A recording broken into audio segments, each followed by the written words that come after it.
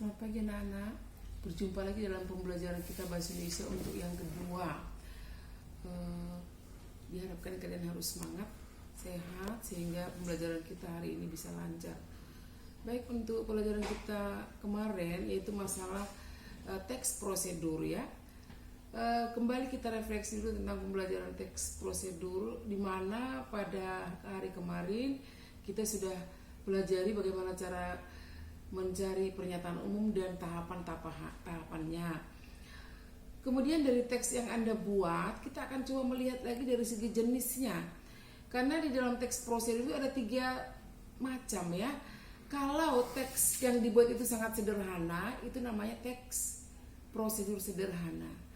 Kalau misalnya kita membuat suatu teks prosedur dengan langkah-langkah tidak beraturan, misalkan kita mau membuat kopi, langkah pertama bisa berbeda-beda tergantung cara orang.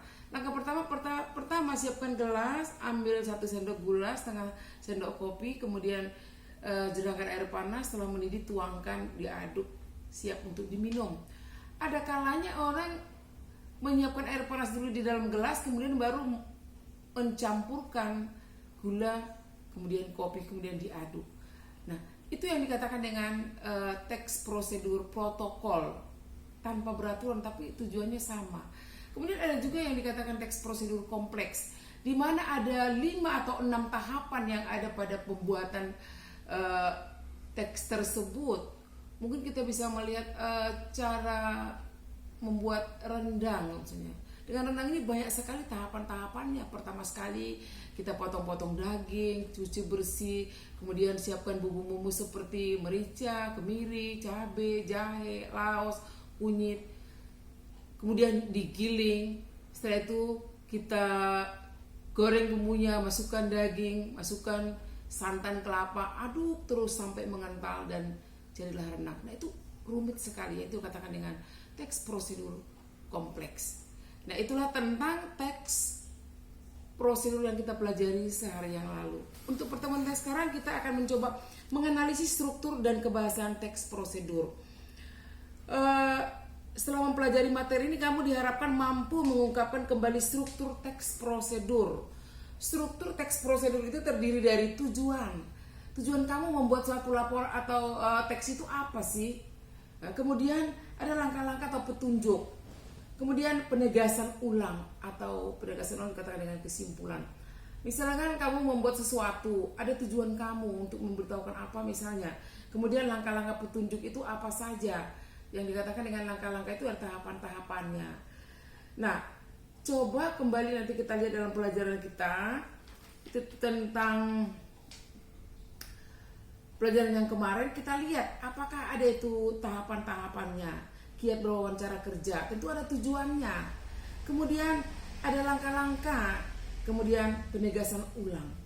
Nah, itu yang kita lihat di dalam struktur teks prosedur. Kemudian mengungkapkan kembali unsur kebahasan teks prosedur. Juga sudah kita bahas sedikit mengenai kebahasan teks prosedur, yaitu tentang kata kerja imperatif. Kata kerja imperatif itu adalah kata kerja perintah ya. Biasanya digunakan dengan, kalau kita mau melihat kata kerja perintah itu biasanya digunakan dengan imbuhan kan, i, dan la. Namanya memerintah, selalu menunjukkan perintah. Pastikan, tunjukkan, ceritakan, hindari, jadilah menjadi orang pintar. Nah, itu adalah kata kerja imperatif. Kemudian ada juga yang dikatakan dengan menggunakan konjungsi.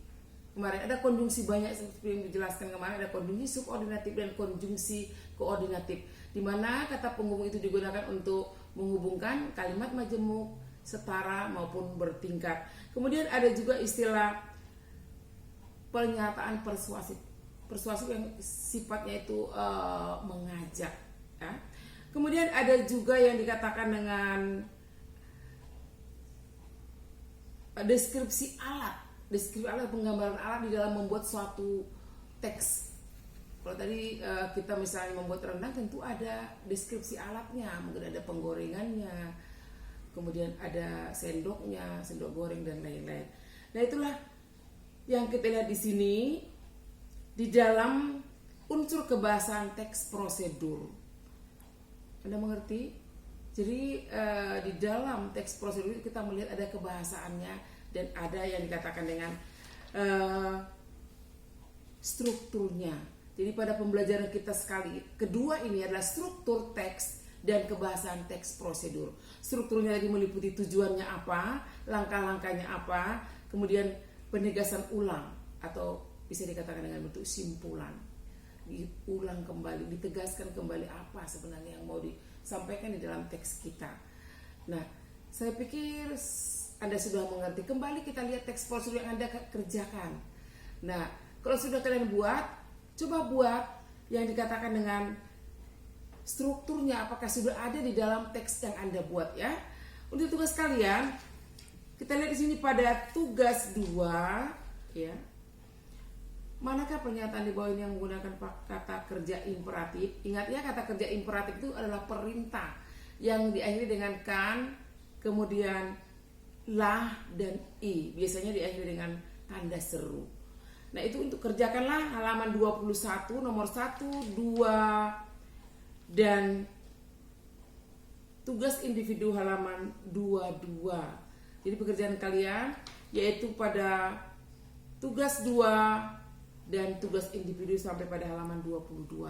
Saya pikir kalau ada yang kurang dimengerti boleh tanyakan lagi nanti, bisa melalui WA.